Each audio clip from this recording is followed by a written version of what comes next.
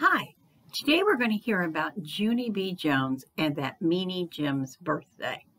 I can't wait to see what's going to happen in this one because Junie B. is going to get into trouble again. My name is Junie B. Jones. The B stands for Beatrice, except I just like B and that's all.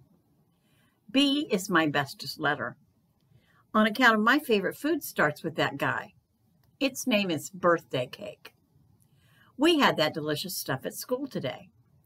That's because Polly Allen Puffer turned 6 years old, and his mother brought chocolate cake and chocolate ice cream and chocolate milk to room 9.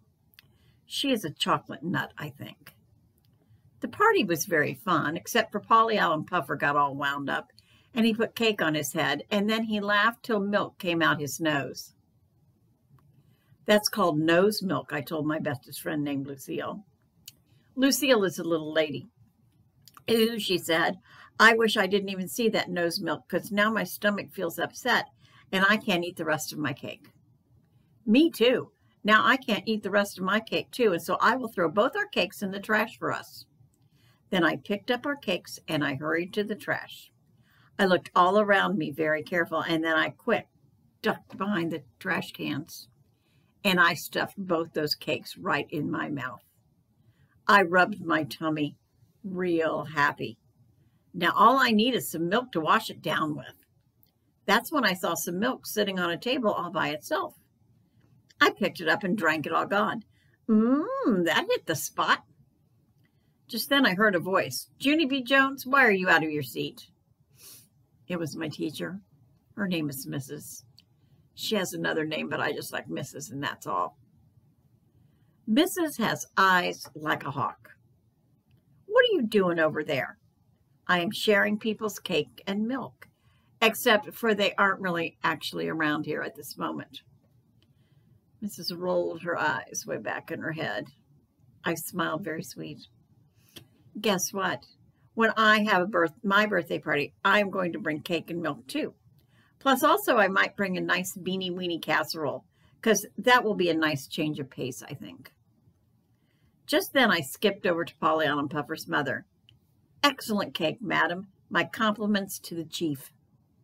Then me and her did a high five, only she didn't actually put her hand out, and so mostly I just slapped her on the arm. After that, I skipped back to my seat. Lucille was finishing her chocolate ice cream. She had a chocolate mustache on her lip. I did a frown at her. Lucille, I'm surprised at you. You are not eating that ice cream like a little lady, and so I will show you how. Then I dipped my spoon into Lucille's ice cream. See how I am taking dainty bites of this stuff? Only just then a dainty bite of chocolate slipped off my spoon and it plopped into Lucille's lap. She jumped out of her chair. Oh, no. Now look what you did. You spilled ice cream on my brand new dress. And my Nana just brought this to me from New York City, and it costed $95 plus tax. Mrs. hurried up to my table, and she had a wet sponge to clean Lucille's dress. No, don't, said Lucille. You can't put water on this, because this dress is made of satin, and satin is dry clean only. Mrs. made angry eyes at me. I did a gulp. Who knew, I said, real soft. And then I put my head down on my table, and I covered up with my arms, because that is called laying low, I think. And laying low is what you do if you know what's good for you.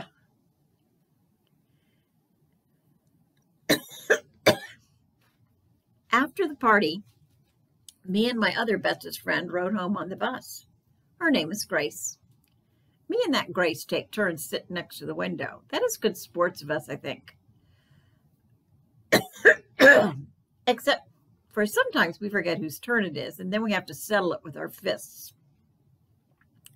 This time it was that Grace's turn to sit next to the window. I have to get a drink. This is crazy. I have a little tickle in my throat.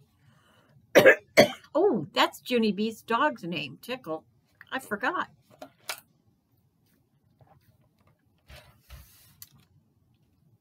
All better.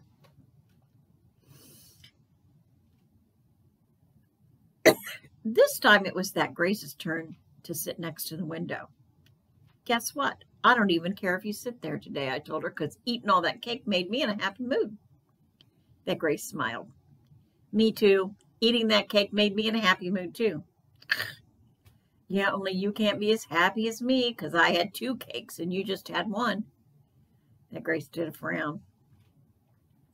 That's okay, Grace. Don't be upset because when I have my birthday, I will invite you to my house and you can have 2 cakes too. Oh boy. I know it's oh boy. Plus, you will get your very own paper cup with M&Ms in it. Ooh, yum. I just love M&Ms, said that Grace. Me too. I love M&Ms too, on account of the chocolate doesn't melt in your hands. Just the colors melt on your hands, and that's all. I smiled real big. And here's another good thing, Grace. When you come to my party, you will get your very own party hat, and we will also play Twister. Plus, also, we will play that game where you shout bingo, only I keep on forgetting what the name of that is. Just then, a meanie boy named Jim jumped up from his seat. Bingo, stupid. Its name is Bingo. What a moron. Who would even want to come to a stupid party like yours? He made his voice real loud so everybody could hear. At my house, I have cool birthday parties. Like last year, my party was named Clowning Around, and we had 2 clowns from the circus, and they made balloon animals and did magic tricks. I leaned way close to his face. So, I don't even like clowns. Clowns are not normal people. Plus, my very own grandpa, Frank Miller, can make balloon animals too, except for they all look like wiener dogs. Only he's working on it. That Jim wasn't even listening to me. He just kept on talking about his party. This year, my party is named Old MacDonald's Farm, and a real farmer is bringing a petting zoo right to my front yard. And he's going to bring a lamb and a goat and a burro and some rabbits. And he's also bringing a real, alive pony for us to ride.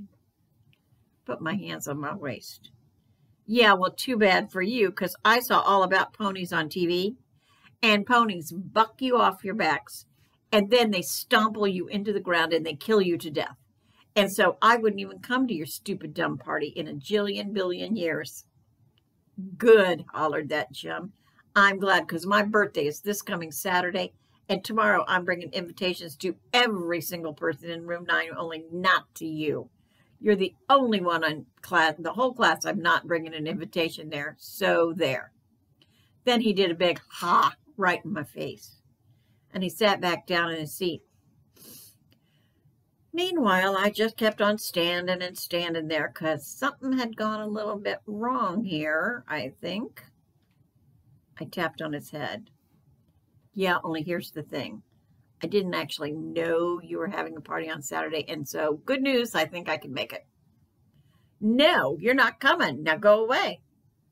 I tapped on him again. Yeah, only I was just kidding about the ponies. They hardly even stomple you, probably. I don't care. Stop bothering me. Stood on my tippy toes and looked at his head. Love your hair today. That Jim swatted at me. Get away from me. You're not coming to my party, and that's final. Just then a big lump came in my throat. A big lump is what comes right before crying. It hurt to swallow. I sat down and hid my face in my sweater. Darn it. Because I think I really would have enjoyed myself at that thing. And then my bestest friend named Grace put her arm around me, and she patted me real gentle, and she let me sit next to the window. I walked home from the bus very slumping. Very slumping is when your shoulders are sad and your head can't hold up that good. Grandma Miller was in the nursery. She babysits me and my baby brother in the afternoon. His name is Ollie. I love him a real lot, except I wish he didn't live at my actual house. Grandma Miller was rocking him in the rocking chair, and I tried to climb up there too, only Grandma said, "Hold your horses." Yeah, only I need to rock very bad. Only account of a mean boy is having a birthday party on Saturday, and he is inviting everyone in room 9, only not me, and I'm the only one who's not going. Grandma Miller did a sad face. Children can be so cruel, she said. Just wait till I get the baby to sleep, and then you and I will talk about it, okay? And so that's how come I just crossed my arms, and I tapped my foot, and I waited and waited for that baby to go to sleep, only his eyes kept on staying wide open. Hold him close with your fingers, Grandma. Heavens no, she said, and then she kept right on rocking him. And so finally I got tired of waiting, and I went to my room, and I crawled underneath my covers. I crawled way down to the bottom of my sheets. It's very muffly down there. You can say mean stuff, and no one can hear you. Here's all the stuff I hate, I said. First, I hate that meanie Jim. Then I hate clowns, and old MacDonald had a farmer.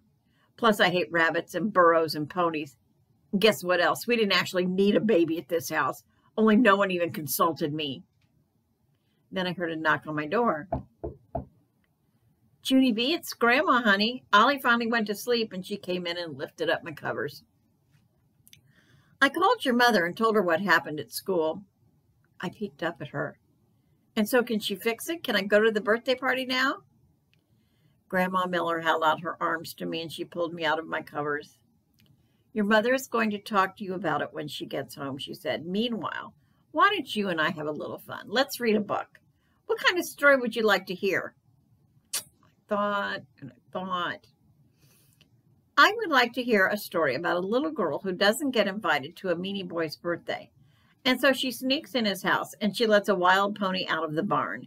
And then it stomples the boy into a flatty pancake. And all the children pour maple syrup on that guy and they eat him for breakfast.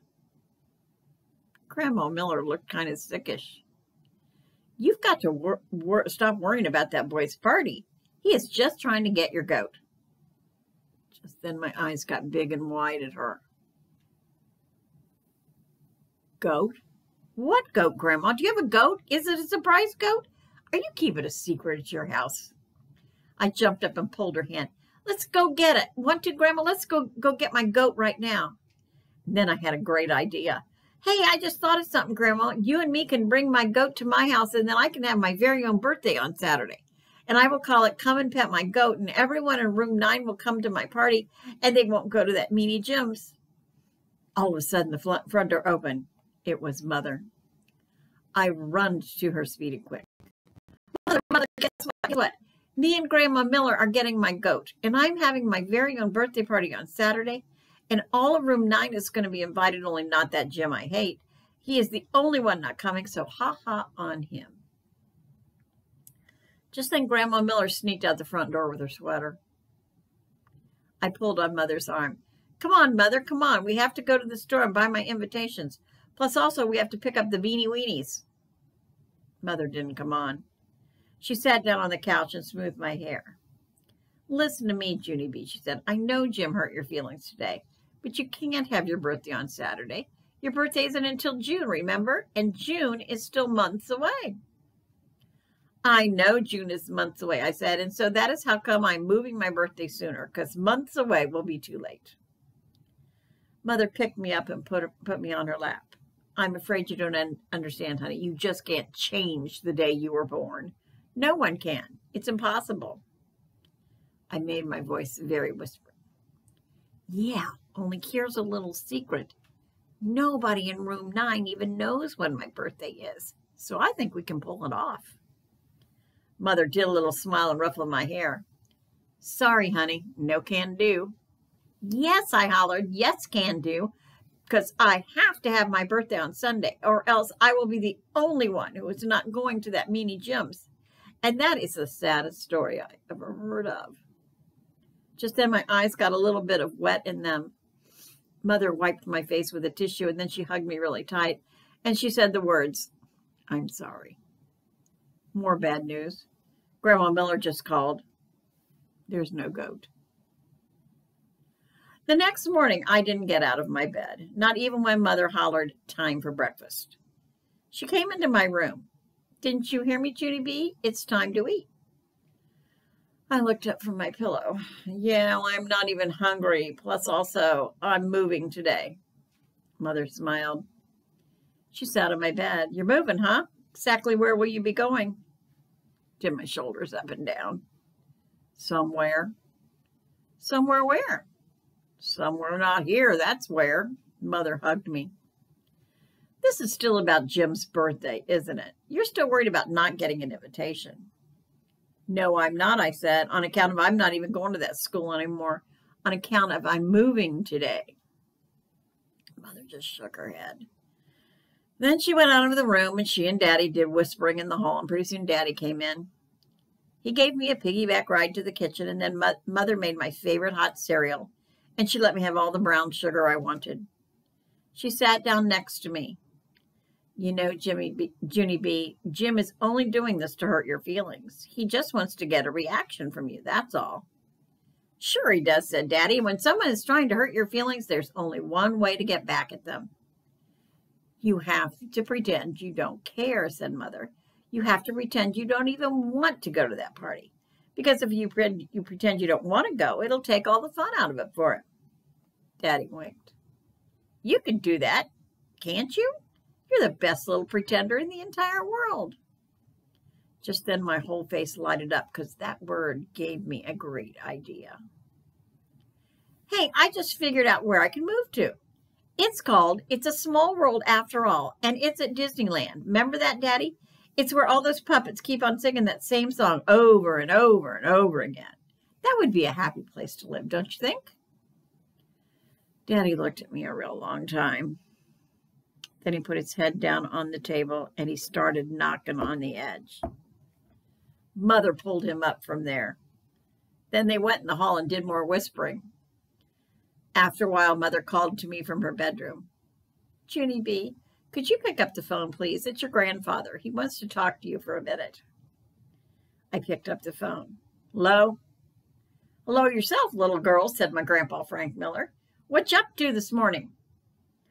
I'm moving today. Grandpa Miller sounded upset. Moving?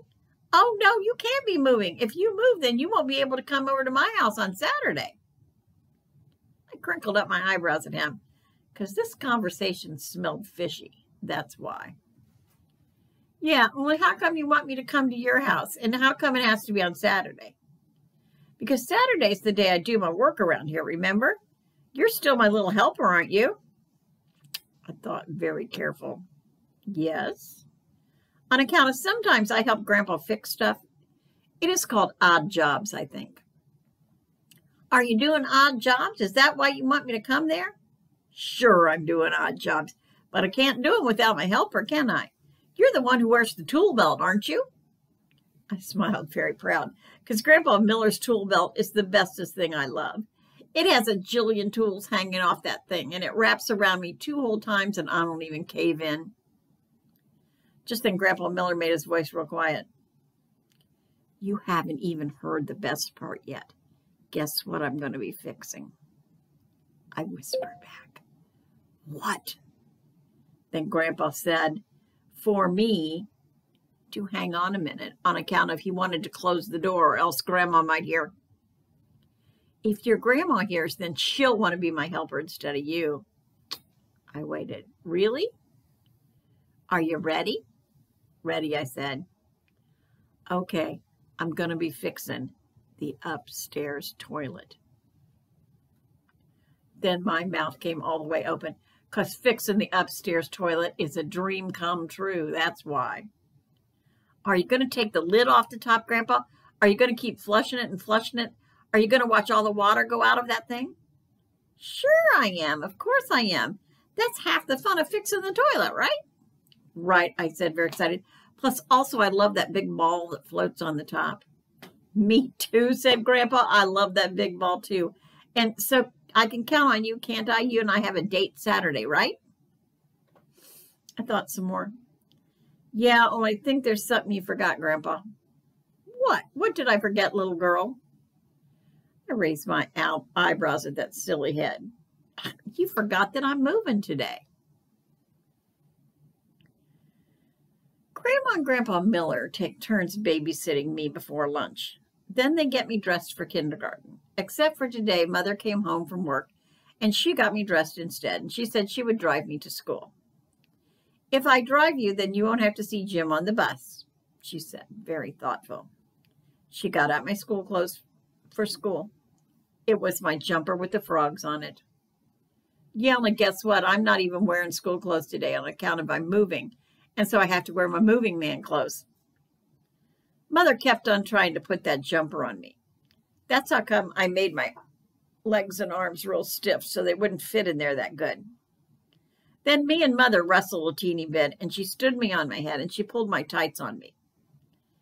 You are not moving, Junie B. You are going to school, and that's final. Running away from your problems never solves anything. Yeah, only I'm not even running. I'm calling Ryder Rents Trucks, and those guys will drive me. Mother smiled, and she tried to hug me, but I kept on staying stiff. I stayed real stiff all the way in the car to school. Mother parked the car in the parking lot, and then she lifted me out the door, and she carried me real stiff to the playground. She stood me up in the grass. Everything will be fine. You'll see, she said. Just remember what Daddy and I told you.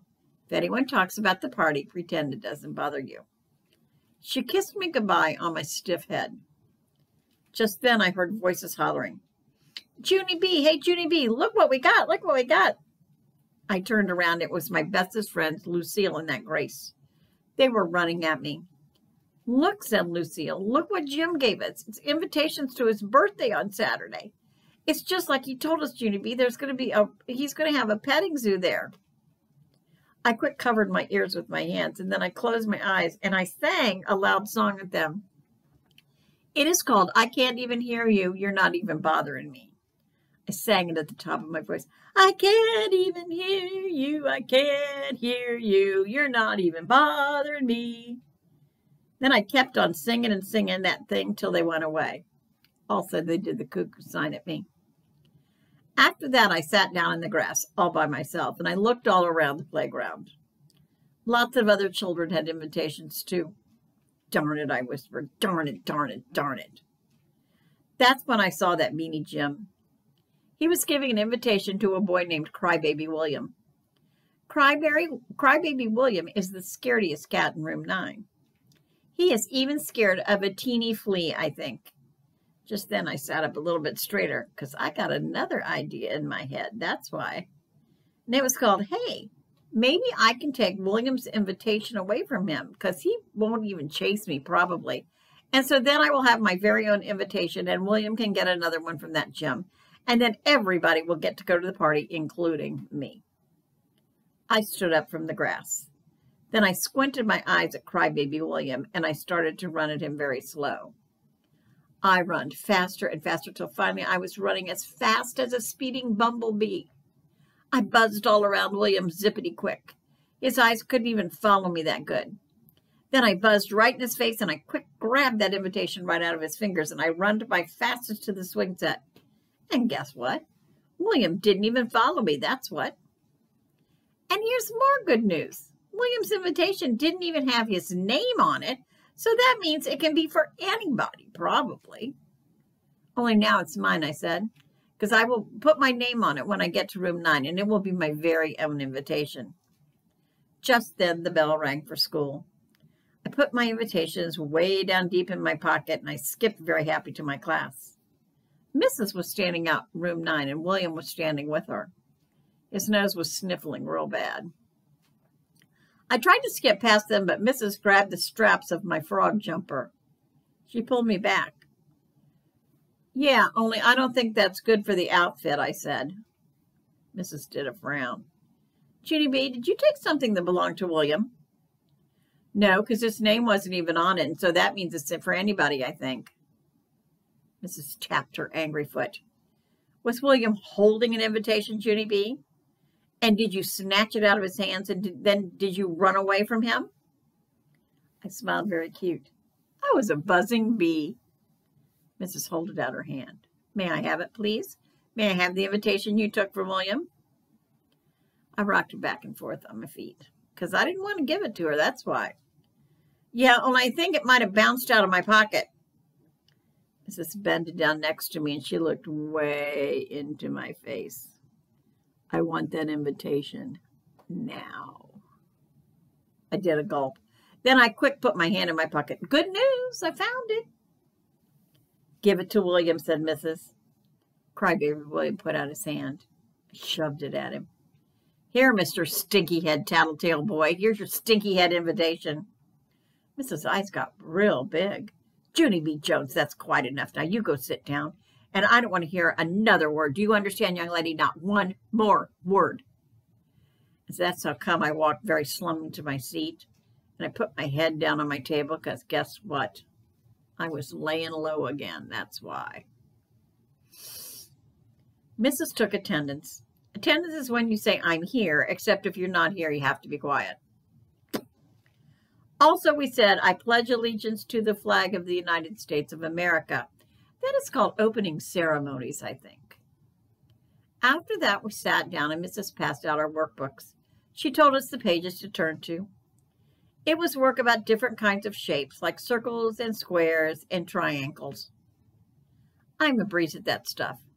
Only I couldn't even concentrate very good, on account of I kept daydreaming about that birthday party. Daydreaming is just like night dreaming, only it's not night, and you're not asleep, and you're not dreaming. I kept on thinking about how everybody was going to that party, only not me. I was the only one in all of room 9. I wish Lucille and that Grace weren't going too, because that would be nice sports of them. After a while, I tapped on Lucille. You are my bestest good friend. Lucille smiled. You are my bestest good friend too, she said. I touched her dress. You look very precious today, I said, and Lucille fluffed herself. Thank you. You look very precious today too.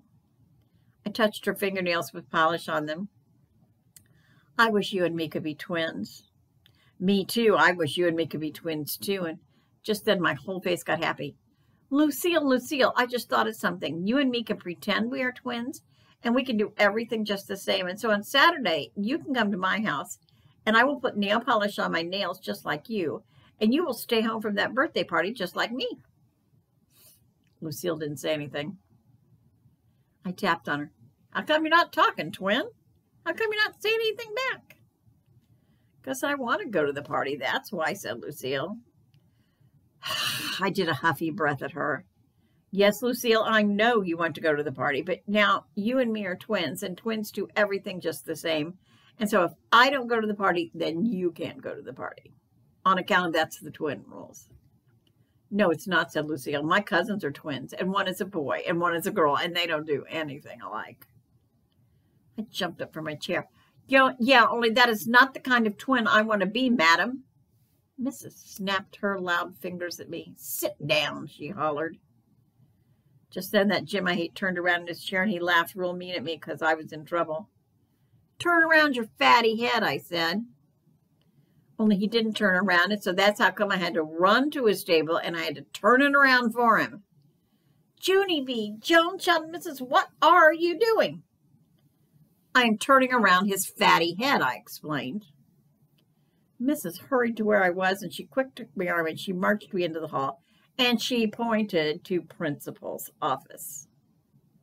Go, she said, real angry, and I did a gulp. Yeah, only I'm not actually supposed to go there anymore, because me and Mother had a talk about it, and she said for me not to get sent there again. Mrs. Fates got red as a tomato. She started counting numbers. 1, 2, 3, 4. And so that's how come I hurried up and walked, because teachers who count numbers are the scariest kind there is. Principal is the boss of the school. He lives at the office. I have to go there when I get unruly. Unruly is the school word for not being ruly. There's a typing lady there. She isn't allowed to smile. Sit down, she said. She pointed to the blue chair. Yeah, only I don't actually like to sit there. Remember that? Because that is where the bad kids sit. And I am not even bad. I explain that to her every time I go. The typing lady leaned over the counter at me and she made her face look scary at me. Sit down. I sat down. Then I pulled my frog jumper over my face so nobody could see me. Pull your skirt back down, said the typing lady. Yeah, only I'm actually allowed to do this because I have on tights. See them? They are green with little tadpoles on them. Just then I heard Principal's voice. Well, Junie B. Jones, what a surprise. My mouth dropped all the way open. Hey, I hollered from under my dress. How'd you know it's me under here? Because you can't even see my face. Lucky guess. After that, I uncovered my head, and me and him went into his office. I climbed up in the big wood chair. Principal looked very tired-ish. He rubbed the sides of his baldy head. "Okay, let's hear it. What's your story this time?" he said. I sat up straight and tall. My Story This Time by Junie B. Jones. Once upon a time, I didn't get invited to a meanie boy's birthday, and I am the only one in all of room 9 who isn't going. And so that's how come I was moving today, only Mother brought me to school very stiff. And then I was a buzzing bee, only Crybaby William is a squealer. And Lucille won't be a good twin, and so then Mrs. yelled at me, and that's how come I had to twist that Jim's head, and now I'm sitting here in this big wooden chair. The end. Principal put his head down on his desk. I peeked at him. "Are you laying low?" He sat up again, and then he called my mother on the telephone. Those two talk very often. This time they talked about the birthday party and how I'm not invited. After he hanged up, Principal looked nicer at me. "I guess sometimes we grown-ups think we're the only ones with problems. We forget that even when you're little, life can be tough, can't it, Junie B. Jones?" Yes, life can get your goat. After that, me and him went out of his office, and he lifted me into the blue chair again. "I want you to wait here a minute. There's someone I have to talk to before I can get this settled."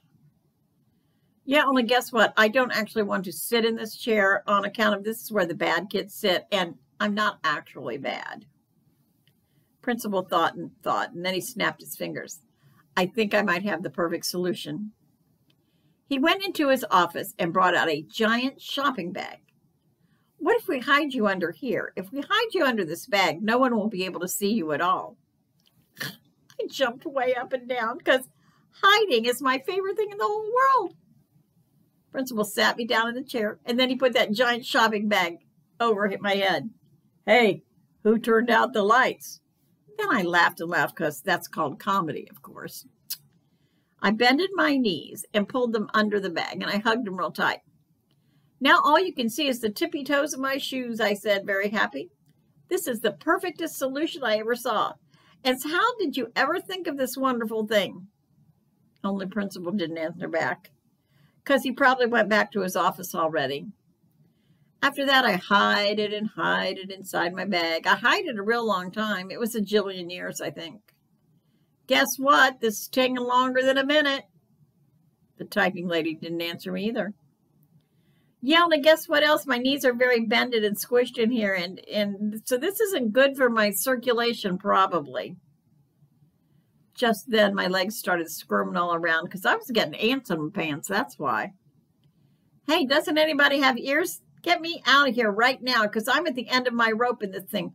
Plus, also, I'm getting ants in my..." And all of a sudden, somebody yanked the bag right off my head. It was the scary typing lady. "Pants," I said, very soft. She took me back into Principal's office, and guess what?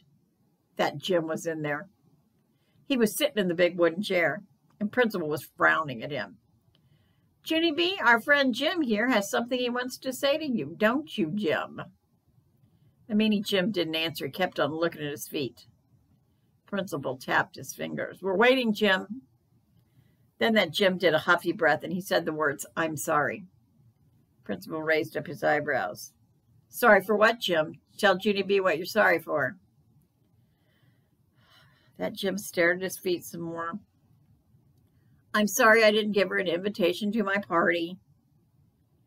"But your mother told you to, didn't she, Jim? Your mother told you to give an invitation to every single person in your class. But you got mad at Junie B and you decided not to give her one. Is that right?" Meanie boy did his shoulders up and down. "I guess." Principal crossed his arms. "And so what are you going to do to correct this problem?" And Jim waited and waited, and all of a sudden he got down from his chair, and he holded out an invitation to me. My stomach did a flippy flop. "For me? Is that really for me?" Then I snatched that thing right out of my hand, and I zoomed all around the room. "Oh boy, it's really for me. It's really for me. And now I'm not the only one." And I zoomed all around the big chair. Principal looks nervous. He hurried up and opened his door, and I zoomed right back out of there, and I didn't stop till I got to room 9. On Saturday, Mother woke me up from sleeping. We have to go to the store and buy Jim a present. I did a yawn. Yeah, only I don't actually like that boy, and so you can go by yourself, and I will trust your judgment. She pulled the covers over. I pulled the covers over my head, and Mother pulled them off again. And she made me get dressed, and she made me eat a banana, and she made me go to the store with her. She holded my hand and pulled me behind her. Since we don't know what he already has, let's get him something unusual. Let's get him greasy, grimy gopher guts. That's unusual, I said. She pulled me through the store. We went past the bathroom stuff. I pointed. Let's get him that. That's unusual. Mother sucked in her cheeks. We're not getting him a toilet brush. She pulled me past the pet stuff. That's unusual. No choke chain. And then she pulled me past the tools, and that's when my eyes popped right out of my head. Let's get him that. Look, Mother, look, I love that thing. And I run to it speedy quick. It's a tool belt. See, it's just like Grandpa Miller's, only it's made for little children like me. See it, Mother? See, this thing is wonderful. Mother took it down off the shelf. Look, it has a hammer and a screwdriver and some pliers and a flashlight and a real actual level with a bubble in it. Plus also there's a pocket with nails in the front. I jumped all around. Can I try it on, Mom? Can I? Mother shook her head. No, we are not shopping for you today, Judy B. We're shopping for Jim, remember? I know it. I know we are shopping for that Jim. And so this can be for his birthday. Only first I have to try it on to see if it fits. Because him and me are both the same size, I bet. Finally, Mother fastened the tool belt on. Oh, it has Velcro, I said. I love this stickery stuff. Can we buy it? Please, Mother, can we buy it and take it home to my house? Mother thought, I don't know, Junie B. Something tells me this isn't a good idea. I'm afraid you'll want to keep it. No, I won't. I won't want to keep it. I promise, Mother. I promise. And so finally, Mother gave it to me, and she bought the wonderful tool belt. I held it on my lap all the way home in the car, and then I run into the house, and I zoomed to my room, and I put that thing on again. Now I can do odd jobs. I took out the hammer, and I tapped on my wall. Then I screwed a screw with the screwdriver, plus also I twisted my Teddy's nose off with the pliers. Only I actually didn't mean to do that one. I patted his head. Breathe through your mouth, I said. And then Mother's voice hollered at me, Junie B., it's time to take your bath, honey. I did a frown because Mother was a little mixed up, I think, and I hollered back, yeah, only I don't even have to take a bath today on account of today is Saturday, and Saturday is my dirty day. Mother came into my room. I know it's Saturday, Junie B., but you're going to a birthday party, and when you go to a birthday party, you have to take a bath. Plus, we're going to have to wash and curl your hair. I backed up from her. No, because nobody even explained to me that before, and so that doesn't even make sense on account of I hate that meanie kid, so how come I have to get clean for him? Mother looked at the end of her rope. When you go to a party, you take a bath. Period. End of discussion. Then she left the room and she went to start my tub. I sat on my bed very glum. Darn it. Because that stupid boy is ruining my whole entire Saturday. Mother hollered some more. Junie B., could you bring me the tool belt, please? I need to get it wrapped. Darn it. Because I didn't even want to give that to him. And I looked down and I touched all the wonderful tools. I love this darn thing, I said. I'm waiting, shouted Mother, but I still didn't take it to her. And just then I heard the bath water turn off and my heart got very pumpy. Oh no, because now she's going to come get me and she will take away my tool belt and she will wrap it up for that meanie guy. I jumped off my bed and I runned around the room. I gotta hide. I runned all over because darn it, there was not even a good hiding place in this dumb room. Junie B. I heard her feet. They were coming for me. Oh no. And then all of a sudden I grabbed my wonderful tool belt and I zoomed to my door and I nailed that thing shut with my hammer. Mother run into my room because pretend nails don't actually work, apparently. Junie B. Jones, what in the world are you doing in here? She looked at my door. Her eyes got very bulging. You were hammering nails in your door? Just then, Daddy run in too. Where in the world did you get a hammer? He yelled. Tell him, Junie B. Tell your father where you got the hammer. I pointed at her. She gave it to me. Just then, steam came out of Mother's head. No, I did not give you that hammer, Junie B. That hammer was for Jim, and you know it. After that, Mother picked me up, and she sat me on my bed, and she growled more mad words at me. They were, I cannot be trusted to have a real actual hammer, and I cannot be trusted to have a real actual tool belt, and I am never ever allowed to have nails until I am all grown up and I live in my own apartment. Daddy walked up and down in front of me. Why, Junie B? Why would you do such a thing? Why would you ever try to nail your door shut? I started to cry a little bit. Because why? Because I felt pressure inside of me, because that party is ruining my whole entire Saturday. Because first I had to shop, and then Mother said I had to get a bath and wash my hair, only I don't even like that meanie head boy. And so how come I have to get clean and give him that wonderful tool belt? Because what kind of deal is that? Mother did an angry breath. This was your decision, Junie B. You're the one who wanted to go to the party, and no one is making you do it. I wiped my nose on my sleeve. Yeah, only if I don't go, I will be the only one in room 9, and that is the saddest story I ever heard of. Daddy sat down next to me. Why? Why is it sad to spend your Saturday the way you want to spend it? Why is it sad to spend the day having fun instead of wasting it on a boy you don't like? Mother sat down too. That doesn't sound sad to me. That sounds good, in fact. No, that does not sound good. What is good about being the only one? Daddy did his shoulders up and down. Lots of things, he said. Like you'll be the only one who doesn't have to take a bath. Have you ever thought of that? And you'll be the only one who doesn't have to wash her hair, said Mother. And, said Daddy, you'll be the only one in room 9 who doesn't have to give Jim a present. How about that one, huh? I sat up a little straighter because that one was excellent. That's why. Mother ruffled my hair. And what about Grandpa Miller? You haven't forgotten that he invited you to his house today, have you? Just then my whole mouth came open because I did forget that. The toilet, I said. I forgot about the toilet because me and Grandpa were going to fix that thing and we were going to touch that big ball that floats on the top. Mother made a face. Lovely, she said. I know it is lovely, and so I have to get over there right now or else Grandma is going to get to touch it and not me.